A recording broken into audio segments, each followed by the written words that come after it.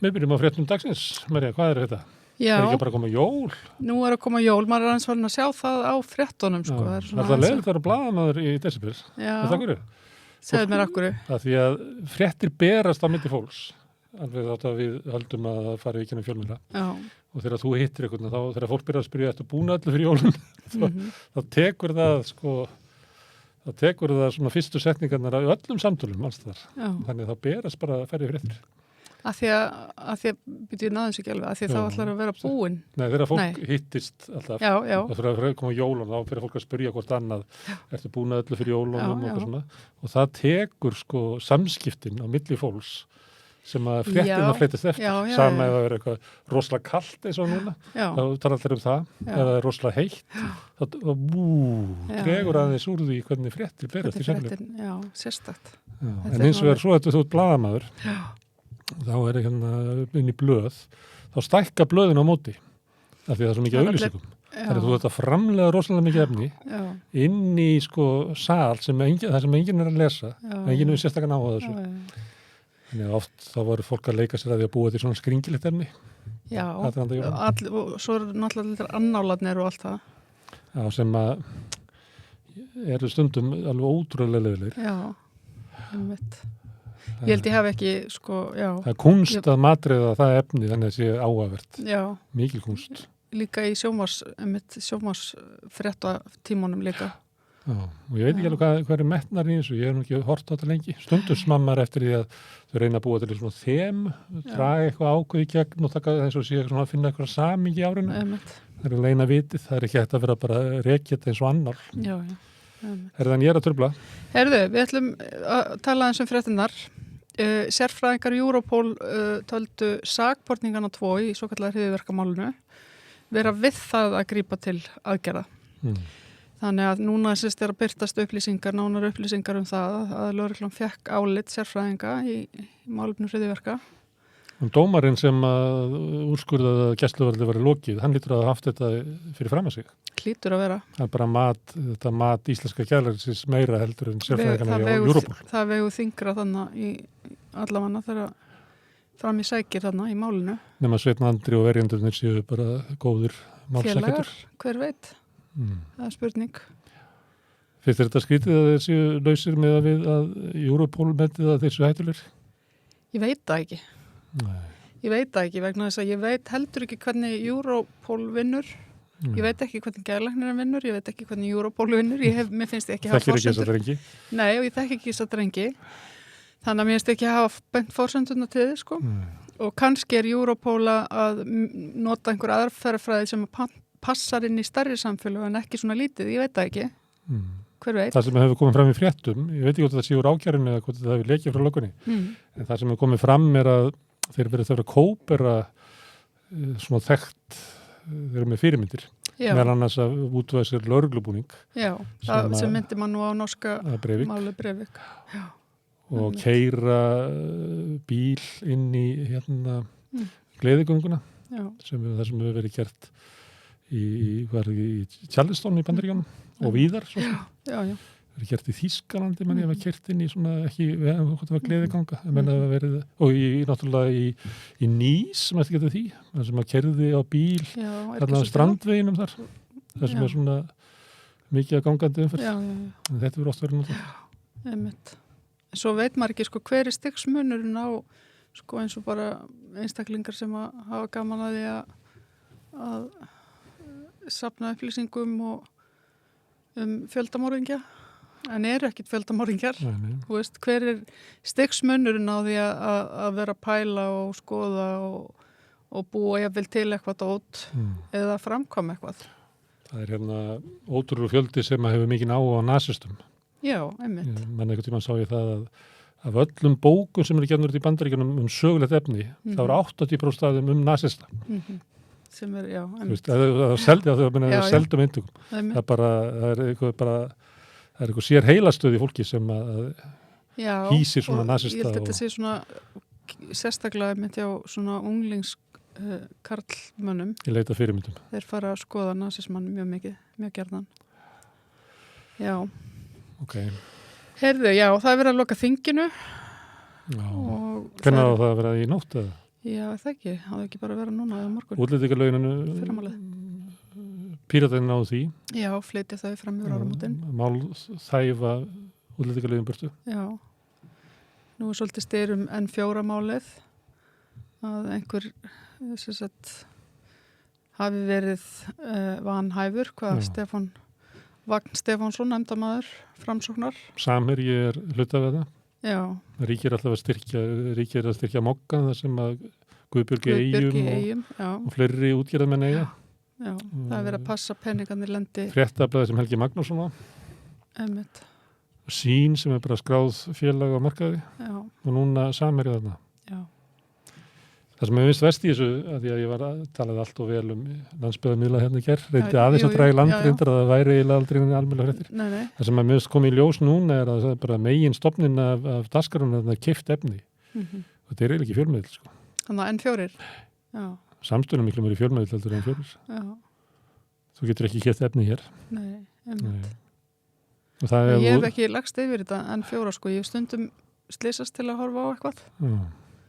Huggulegt spjall bara. Já, einmitt. Því við nefndum hann að mannstu dagskrána í gær, hvernig hún hefði eðilagt fjölmiðlamarkaðinn með því að selja auglýsingar og látt. Það gáttu selta auglýsingar á 80% öllum blaðsjónum og meðan að Dagur eða þeir sem voru að reyna að gjóta blöð gáttu bara helmingin. Gáttu aldrei keppt við þetta.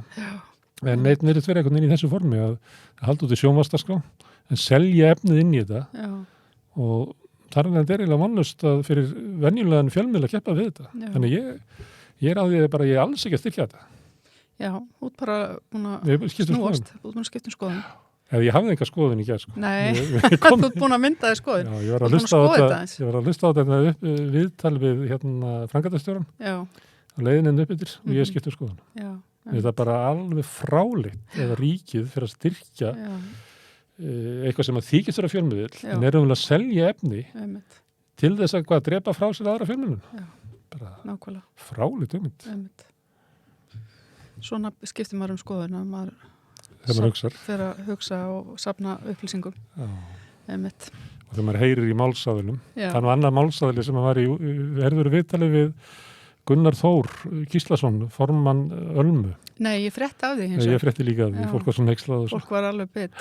Það er ekki alltaf sem að fólk græðir á því að flytja málsitt. Nei, einmitt. Það er við sjónvarpsstjórann þarna í N4 og líka stjórnarformann Ölmu. Já, einmitt. Þeir skor ekki. Nei, þeir skor ekki. Svo sá ég auglýsingu talandi Ölmu að það sem hefur verið að hvetja fólk til að kaupa ekki hamborgarrygg. Fyrsta sem ég hugsaði var bara svona, já, einmitt út af Ölmu. Nei, það var ekki svo gott. Við vorum með frétt byggt á grein sem hafa skrifuð á Vísi. Þá var bara, það er félagum góða meðferð dýra sem er náttúrulega þolir ekki verksmiðu búskapin í kringum svínakjött og kjúklinga. Þetta er náttúrulega enginn sem að fer inn í kjúklingabú eða svínabú borðar þetta á eftir. Nei, það er mjög oft þannig. Eins og margt í svona iðnaðar matargerð. Já, einmitt. Ég er svona, til dæmis, sumt að svona tilbúna mat sem að fólk kaupir til búð. Já. Eða væri með græjuna sem þarf til þess að búa þetta til heima á sér. Það myndi aldrei kveikja á henni, sko. Nei, nákvæmlega. Það er kannski verið að hræra í einhverju til þess að binda vatn inn í einhverju kjöti til þess að þynna það út. Einmitt. En það er bara, þannig verið að svindla á neytendum, en í verksmiðu búskapnum er náttúrulega verið að níðast á dýranum, sko. Já, einmitt. Á allan, sko, bara svo margan máta held ég líka. Já. Þannig það er ekki bara þú veist að borða lífveru eða bara þú veist að borða lík. Þetta er eftir að borða það, sko, veru sem borða lík af dýri sem sagt. Já. Borða lík, það er munur á því. Ef maður hefur ekki verið í til dæmis í Marakó og það sem að fólk kaupir dýrið og fer með heim og slátrar því. Nei, ég hef nefnilega ekki verið en ég hef eins og verið sko ræktað hænur. Og borðaði sjálf? Nei, en ég hef þurft að slátra hana. Þannig að ég hef alveg verið svona Ég talaði við mann í Marakó sem við vorum að tala um þetta. Munurinn náttúrulega sá að þú ferð heim með geitina og geymir hún á svölum og drepar hana og eldrana, að þá þarf ekki að láta hana hanga. Ástæðan fyrir þú látur kjöt hanga það verður stirðnar við dauðan. Já. Og svo tekur það viku, 10 daga eða 20 daga að losna við dauða stirðleikan úr. Og það er það sem að menn segja að þú veist, þetta borða lík. Það er að borða eitthvað sem hefur fengið dauða stirðnunina. Þetta er ekki allt fallegt. Nei, þetta er ekki. Þegar mönnum finnst það skríti, sko, þú farir heimið geitina og dreparina. Hinum meginn hugsaði menn þetta þannig þegar það koma inn, þessi maður sagði það, hann hafði komið inn í stórmarkað í París og séð kjötdeildina og hann hafði, þú veist, bara fyllst óhugnaði. Þannig að verið eins og verið inn í líkhúsi. Verið frosið kjöt og svo bara kjöt í löngu dautt. Þannig að þetta hryllilegt, þannig að verið fólk sem að vera að borða lík. Lík, já. Í staðan fyrir að vera að borða ferskt kjöt. Já, hann hafði alltaf á tilfinningunni að þegar hann hitti Vesturlandabúa, það væri svona líklegt út úr. Já, sérstakt. Þetta er mjög athyglisvert. En þetta er kannski ekki, ég fegin að við erum ekki að borða samt. Borða lík? Já, hér sko, meðan við erum að tala um þetta. Nei, kannski hefur engin á hamborgarrygg. Ég held að... Það er önnur ástæð fyrir að borða ekki hamborgarrygg. Þú eigendur Ölmu, sem er Ali. Já, það var það sem ég held fyrst þegar ég las það, að væri ástæðan. Það er eins og að borða bara lík af leigjanda. Já, ef við ætlum að fara alveg þangað. Herðu, ég held ég farið samt í aðra frétt. Ég held þetta sé alveg gott. Af líkum. Takk eftir að með þetta síði þáttur okkur jól. Já, við megum að bulla þess. Já, ég veit það. Herðu, hérna Hagstofan er með fréttir af hvað kaupmáttur ráðstöfunartekna á mann hefur dregist saman 6,1% milli ársfjórðungs í ár og sama tími fyrra. Ég las þetta í morgun. Já. Og ákvaði að því að við erum á einu samstöðinni, ég ákvaði ekki að skrifa um þetta. Og svo sá ég að þetta var komið í RÚV og svona eitthvað svona 2-leitið og 4-leitið í dag. Sko málið er að þetta er bara heimilin, þetta er bara meðaltal.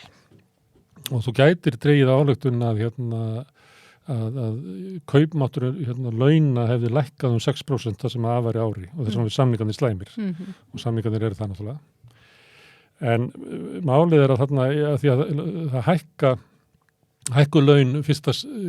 janúar 24 krónur og svo koma hagvastur auki upp á 10.500 líka í 1. apríl. Og þess vegna er þetta ekki launin. Það sem þetta segir okkur er að aðrar tekjur og þá sérstaklega lífeyristekjur og annað slíkt að þau hafa ekki fengið þessa verðbætur. Þannig að ef maður ætlaði að ég bara náði ekki í sundugreiningunni að Hagstofunni að ná lífeyrisþegunum út úr þessu, eftirlaunafólkinu og öryrkjunum. En þar er ábyggilega langmesta kaupmáttarfallið. Já. Kaupmáttarfallið hjá launafólki er minna. Já, akkurat. Kannski náðu einhvern veginn að ná betur utan um þetta. Já. En það er hættulegt oft að taka meðaltölu. Þannig er líka fjármagnstekjur og vextir hafa hækkað mikið, vaxtatekjur hafa hækkað mikið. Út af verðbólgunni. Já, einmitt. Við sjáum, ég meina það kemur ekkit óvart ef að lífeyrisþegar sitja þarna eftir. Og örorkulífeyrisþegar það var verið að hækka núna hjá þeim frítekjumarkið. Já. Og það hefur ekki verið gert í 14 ár. Nei, úr 109.000 í 200. Já, og það eru samt náttúrulega ennþá skerðingarnar allar. Já. Þannig að þetta er svona... Þetta skerðist ekki í grunnlífeyrinum. Já, sko, grunnlífeyrin, það er bara einn þáttur sem heitir örorkulífeyri. Það er bara... Hann skerðist ekki. En það er bara lítið, ekki stór hluti. Þetta skerðir ekki fjölskyldu framfærslu uppbót. Heimilisuppbót eða eitthvað svona. Já, einmitt. En eitthvað annað þá? Það er, þú veist, það skerðist ekki held ég aldurstengt örorka eða eitthvað skilu. Þetta er svona allt byggt upp úr einhverjum misstórum þáttum og sumt skerðist og annað ekki. Þannig að þetta er bara, og þetta sem þeir kalla bara örorkulífeyri er bara einhver prósenta í þessari uppbyggingu. Þannig að þetta er allt svo villandi. Mér finnst það alltaf allar fréttir af þessu villandi. Já. Þannig að það er oft verið sagt að það sé bara 2 menn á Íslandi sem að skilja örorkukerfið. Það er svo fólk vilji hafa það. Já. Þótt að stjórnmálamenn tala stundum að einfalda kerfið, núna síðast barnabótakerfið. Það var önnur frétt á Hagstofunni sem að mér fannst vera merkilegri. Já. Það var veltuaukningu í fyrirtækjunum. Þú tekur 10 fyrstu mánuðina, af því að það var 10 fyrstu mánuði þess árs, og berða saman við 10 mánuði síðast árs, að þá veltuaukningin 26% yfir línuna, sem langt umfram verðbólgu. Verðbólgan á þessu tímabili kannski 9%. Og þetta er gríðalegu vöxtur. Og þegar verið að semja kjarasamninga, þá annars verið eftir að semja það að fá verðbætur sem að verðbólgan hefur getið upp, fá það tilbaka og að launið séu varin á samningstímanum. En þú ert náttúrulega líka að semja hlutild á aukinni veltu. Því ef þú gerir það ekki, þá samþykir það að allur ávinningur umfram verðlag farið til fyrirtækjaeigenda. Og ef þú ert með fyrirtæki sem er með 26% vöxt, þá minnst það alveg ótrúlegt að verkefnisreikinn hafi ekki sótt ykkur hluta af þeim. Þannig náttúrulega er að vera endurreisa ferðaþjónustuna. Það er náttúrulega 97% vöxtur þar. En það eru útflutningsgreinar, það er eins og það er 43% veltuaukning í álbræðslu, 17% í sjávarútvegi, 25% í fiskeldi. Og svo ef maður tekur bara svona mikil aukning í innflutningi á olíu, ef maður tekur bara alla aðra heildsölu heldur en olíuna, þá er það 27% vöxtur, sem endurvarpar náttúrulega bara rosalum vexti í hagkerfinu. En það var einhvern veginn samið útræðin forstum að hér var alltaf vonað völ, Já, það er einhvern veginn búið að kasta svo ábyrðinni á, þegar það er verðbólga, að þá er einhvern veginn, og þessar vaxtahækkanir og allt þetta er allt launafólki að kenna. Og það er einhvern veginn búið að snúa allir á haus. Við byrtum frétt sem að ASÍ byrti. Það er inn á samstöðinu, fólk getur skoða það, laun er ekki orsök verðbólgunar. Akkurat. Og það er alþjóða vinnumálastofnuninni sem er gert þessu. Það þýðir það ekki að ef þú tvöfaldar laun, þá náttúrulega þinnur út og getur skapað verðbólgu, en launahækkanir til þess að mæta verðbólgunni eða bara fá eðlilega hlutdeild aukina veltu til launafólks, það býr ekki til verðbólgu. Þessi búið til verðbólgunar er fólki sem hækkar verðið. Já, nákvæmlega. Það er fyrirtæki sem búið til verðbólgunar. Já, einmitt. Já, og náttúrulega núna eins og bara húsnæðiskostnaðurinn og við sjáum þetta bara einhvern veginn, eins og bara eitt fyrirtæki legufélag hækkar leguna og þá byrja hinn að gera það líka og ekkert smá. Ekki bara félögin, heldur bara einhver kall eða einhver hjón. Já, og þá byrja allir sem að eiga einhver eina íbúð, það byrja bara allt að hækka með, Nú eru bara allir að hækka, það bæst ég ekki. Já. Þannig gerist þetta. Talandu það var fréttin á samstöðinu mitt líka bækling vegna húsnæðisuppbyggingar hjá borginni, það kostaði 13 milljónir í framkvæmd. Þau voru ekki að spara þar? Nei, það var ekki verið að spara og mér sé borga, það eru eiginlega 2 gjaldþættir í þessu sem eru umbrotskostnaður. Bæði umbrot frá þeim sem vinna efnið og svo aftur umbrot. Þetta er mjög undarlegt. Voru líka með fréttum að borgin væri að spara með því að það er minna þrifið heima hjá öldruðum og örgjum. Já. Fólk sem að fekk áður aðra hvora viku, núna fara bara eins og í mánuði.